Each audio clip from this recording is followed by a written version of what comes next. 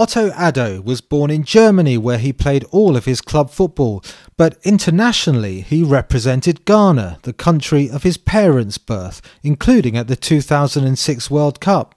He now has two jobs. He's the talent development trainer at Borussia Dortmund, working with some of the best young prospects in Europe, and later he'll give us an insight into what it was like to work with Erling Haaland while he was at Dortmund. But he's also been given the job of coaching Ghana at this year's World Cup after being drafted in to mastermind their qualification in March when they overcame their bitter rivals Nigeria in the so-called Jollof derbies. So, after being a World Cup player, how does it feel to be a World Cup coach? I'm very, very happy for that. I'm very, very happy that we qualified. Actually, at the moment, I'm not really thinking about it, but I mean, the moment we qualified was really, really nice, to see everybody around me happy. The way we were welcomed in Ghana was outstanding, and but now actually it's like getting back to work and so many other things to do. So it's pretty much far away at the moment. But the World Cup is only a few months away now. So while your attention is on Borussia Dortmund at the moment, how are you still able to prepare for the World Cup? For me, it's more about to delegate because I'm not in Ghana. But, I've got very, very good staff, and we have our task list for each department. We're having Zoom meetings just to check up on the things which have been done. And the work actually as such is done by the staff. I'm also getting the highlights from the players. I don't know how to say, but on Y-Scout Instat, you can get all the matches of the national teams. So the last matches of Portugal, we will have them. For us, it's very, very interesting if a team plays against Portugal and they're playing, let's say, in the same system we would like to play against them. From there, we can see what they did well or where they should have improved, and we can take it into our game. It's basically actually more time in the evening, and twice a month we're having Zoom meetings just to check up if the tasks have been done, and that's it actually. When you were contacted by the Ghanaian Football Association to be the coach, in those huge games against Nigeria, there was absolutely no margin for error in those games. What did they say to you, and what did you think? I've been assistant coach from October. So in October, they brought in a new coach, Milovan Rajevac, and they asked me if I could assist him. I had to talk with Dortmund. I was very, very happy that they allowed me to help Ghana, to assist them. So when they asked me again, I already knew the team. So this was actually the main point why they wanted me to be the head coach, because there was less time and I knew all the players. Surely I had to ask my club, Borussia Dortmund, if they allow me again to help them, because I wasn't allowed to go to the African Cup of Nations, where Ghana didn't do so well and they went out in the group stage. I had to be here with Dortmund because that time we were having our preparation already in January. They allowed it again, and I'm very, very thankful for that. And I said, okay, it's a good, very, very big opportunity for me as a coach, but also surely for the country to qualify, and we have to do everything to help the country and to make things happen. As you say, Ghana had a very poor Africa Cup of Nations, finishing bottom of the group. How did you turn around the mood? How did you get the players up for these two games? So the main focus for me was tactically. To have good positions, to know how the opponent will press, to know where the gaps are, to know where to press, when to press. The way they transferred our tactical thoughts on the pitch was exceptional. Also off the pitch, to work as a unit and to be successful, even though we didn't win, to be successful against Nigeria. Was it difficult to get them to clear their minds and forget what happened at AFCON? Actually, we talked about the AFCON the first day. We had a video meeting. We showed them some clips from the AFCON. about how to react when something negative happens. And we showed them that this is what we don't want. We don't want people to have their head down. We want people to cheer each other up, even though we make mistakes. How to react on these mistakes was very, very important for us. So this is what we showed. Surely we didn't need to push them up so much because World Cup, there is not much to say. This sometimes, once in a lifetime moment which you get. And except Andrew Ayew, who was booked against Nigeria, it was just Jordan Ayew who had been to a World Cup. So there was no much to say for us because everybody was motivated to use this chance. They showed it on the pitch, they showed it during the training, and they also showed it off the pitch. There were no incidents. Everybody showed discipline. After the last training, we really had a good feeling that we can succeed. Several players have decided to switch nationalities and become available for Ghana. The biggest names are Inaki Williams of Athletic Bilbao, who actually has one cap for Spain, and Tariq Lamptey of Brighton in the Premier League. The Ghana Football Association said that exhaustive engagements between the federation's leadership, the players and their parents in the last few months had been taking place.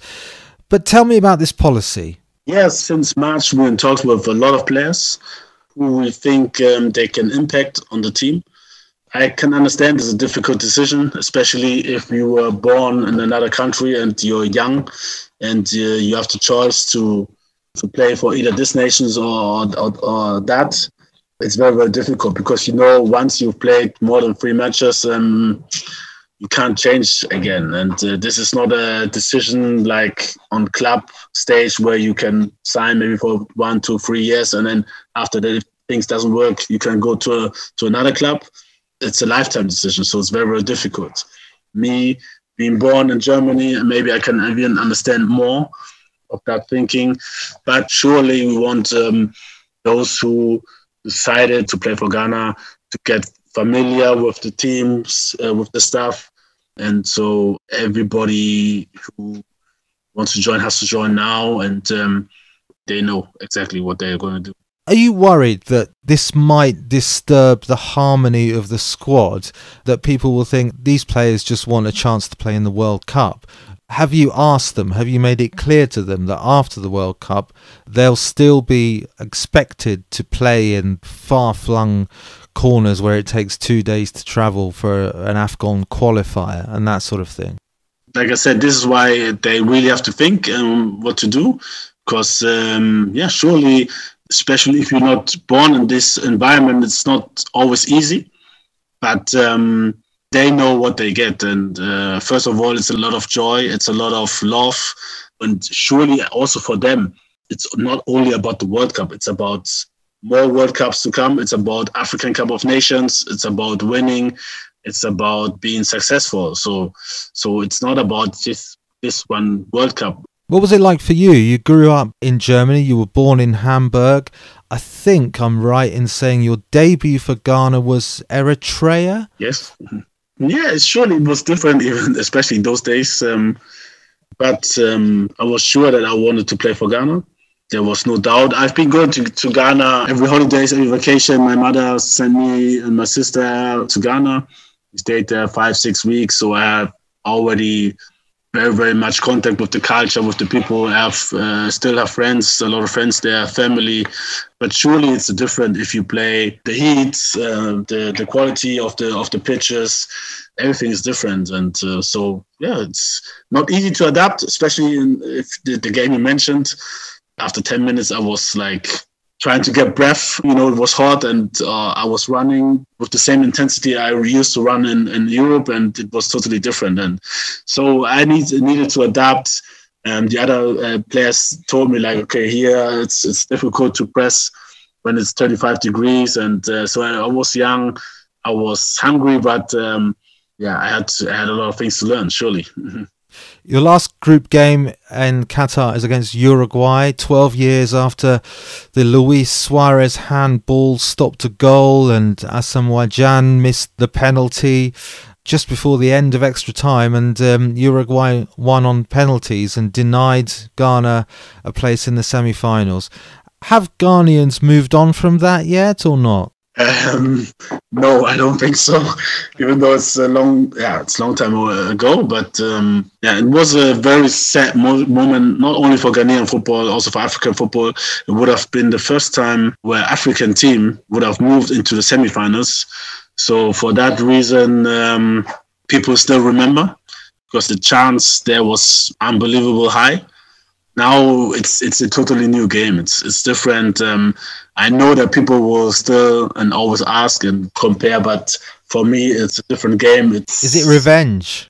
Yeah. I know everybody wants revenge, but for us, people are making it big, and it is a big game, surely, but it's a totally different squad, totally different situation. So you can't really compare these matches with each other.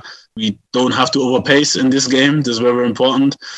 And the way we go in this game will relay on the first match against Portugal, and then we have to see how we go in that match. What's it like to be the coach of the national team of Ghana in terms of pressure and expectation from fans? For me, at the end, it's a football match, and pressure is something different. And the way I grew up and what I saw also in my time when I was in Ghana, we have to be clear at the end it's sport, and pressure is something different. If you don't know what you eat the next day, and I had a lot of friends which were in that stage, this is real pressure. And even though they were in this situation, they were laughing, they were dancing. So for me, it's just a big honor to be in this position. I will try my best for us to have success, and there's nothing more, nothing less. I think in the FIFA World Rank listing, we are at the last position. I know there was a lot of pressure on that game against Nigeria, but at the end, we had nothing to lose. From where we came from, nobody expected us to qualify. We qualified. So I know that when we get to the World Cup, nobody except the Ghanaians will expect something big from us. So there's really no pressure for us. Like I said, we are at the last position of all. We're even behind, with all the respect, but behind Qatar and other nations. And so we can only win. Let's talk about your work at Borussia Dortmund. Let's talk about your work at Borussia Dortmund, where you've just signed a new 3-year contract to remain as the talent development trainer. You work with young players, so you've dealt with Jude Bellingham, Jadon Sancho, Giovanni Reina and Erling Haaland. What exactly do you do? Actually, my job relies on four main topics. So the first topic is the talent management. We have Borussia Dortmund, we have a lot of young players. It's very, very important that we guide them and manage them well, and especially those who won't make it to the first team straight away. And for these young players, it's very important to also work with them, even more than the others, and to show them a path to get to the highest level.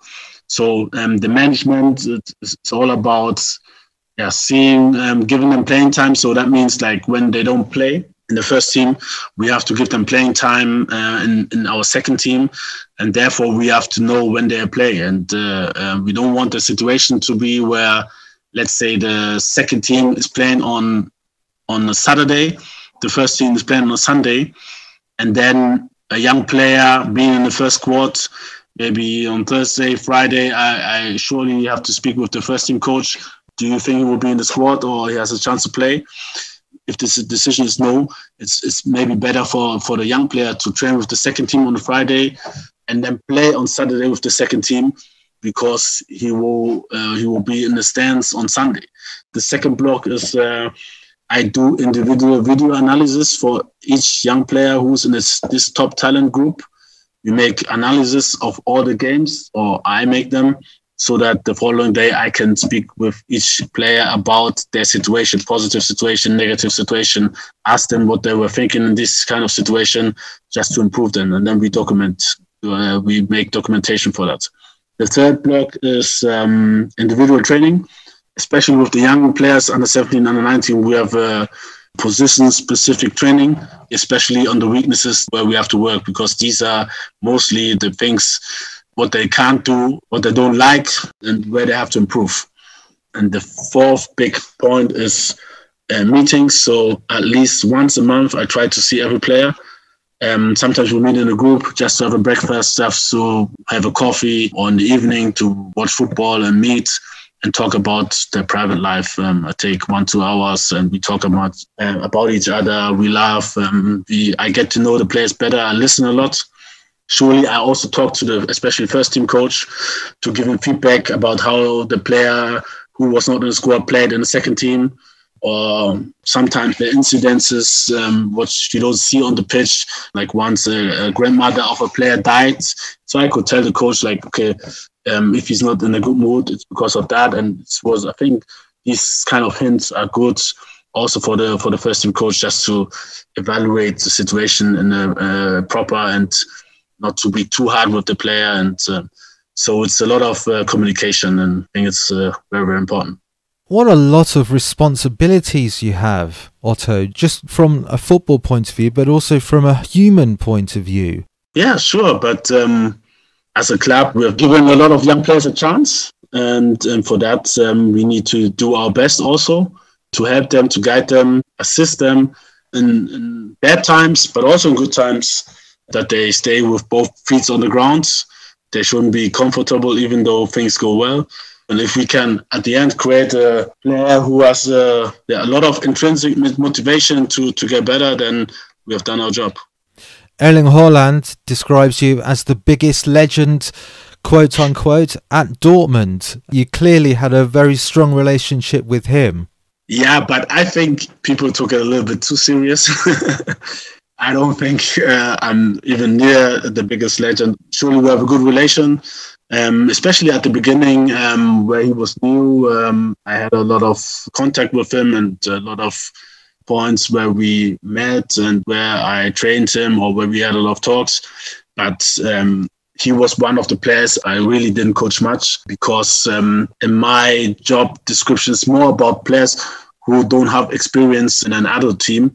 And he came from Salzburg and played already a lot of matches. They played Champions League. So I think it's huge age graduation from him to call me something like this. Yeah. What were the things that he didn't like to do? Oh, this is a very good question. He is just an exceptional player. He and Bellingham, they want to work every day. They're like the first who come in, they're last to go. They're very, very professional. And what is very, very exceptional is they're doing this at a very young age. They have this motivation. Even before they came here, they were like this.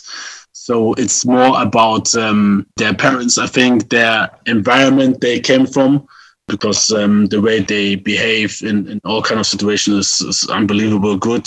And they're far, far ahead of their age. I really don't find anything like they don't want to do, because they are so ambitious. They work on their own, on things which they can't do. So before last season, Alec worked a lot on his right foot.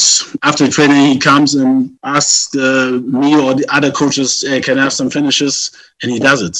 Eating touches when he was assistant coach, even, or when he was head coach, he was giving him a lot of crosses. He was working on a header.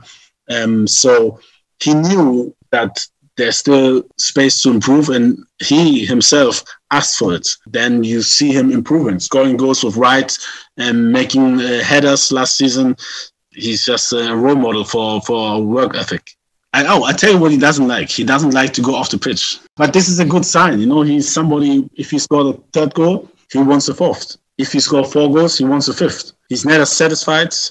And he was like this from day one. And then also when he left, he was the way he say goodbye to each and every one of the staff, to each and every player, the way he behaved during the whole season. He's just outstanding. He's just a good person. Very good person. You were born in Germany. You grew up there. So what is your personal identity? I mean, do you feel Ghanaian mainly? Do you feel African or not? There's a good word, actually. It's Afro-German. Yeah, I'm happy with that, because this is exactly how I feel. It's very important for everybody to know that people, they don't have to decide to feel like this or that. You know, you have everything in you, and this is what you are and how you are. And in terms of your own future, would you like to be a head coach at a major club in one of the big leagues in Europe? Okay, first of all, I think it's very, very difficult to plan in this job. As a coach, I think it's very, very good to think in short terms. And what I can say is, like, I know that I could do this, what I'm doing, for the rest of my life. And I feel very, very well to work with young players. It keeps me young myself. I learn a lot also from the players. Sometimes when we watch clips and I have this and that idea and a player gives me another idea, I also learn. They sometimes give me incredible good solutions.